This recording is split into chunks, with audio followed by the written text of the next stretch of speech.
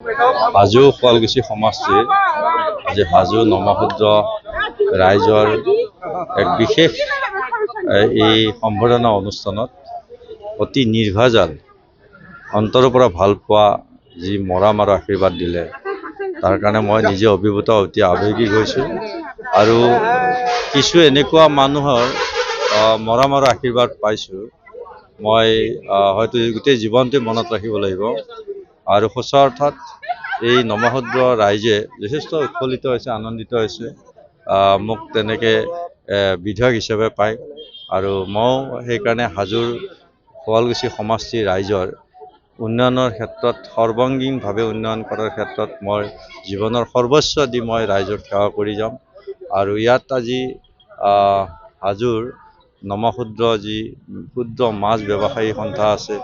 শ্মশান কমিটিও আজি ইয়াত আশীৰ্বাদ দিছে গতিকে এইটো মোৰ জীৱনৰ কাৰণে এটা ডাঙৰ সৌভাগ্য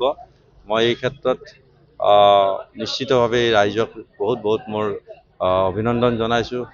কৃতজ্ঞতা জনাইছোঁ যে নিভাজ মৰম দি মোক ৰাজনৈতিক জীৱনত আগুৱাই যোৱাৰ কাৰণে যি সাহস আৰু প্ৰেৰণা দিছে তাৰ কাৰণে মই সদায় চিৰকৃতজ্ঞ হৈ ৰ'ম ইতিমধ্যে মাননীয় মুখ্যমন্ত্ৰী মহোদয়ে বিভাগীয়ভাৱে নিৰ্দেশনা দিছে অতি আৰ্জেণ্টলি এই ৰাস্তাটোৰ সুন্দৰভাৱে মেৰামতি কৰাৰ নিৰ্দেশ দিছে ইতিমধ্যে আঁচনি নিৰ্ধাৰণ কৰিছে কম দিনৰ ভিতৰত এই ৰাস্তা নিৰ্মাণ হ'ব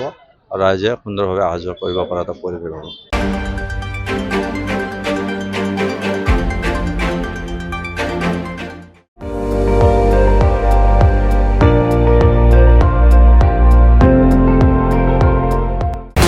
আপুনি চাই আছে ND24 সৰ্বশ্ৰেষ্ঠ নহয় সৰ্বোত্তমৰ দৌৰত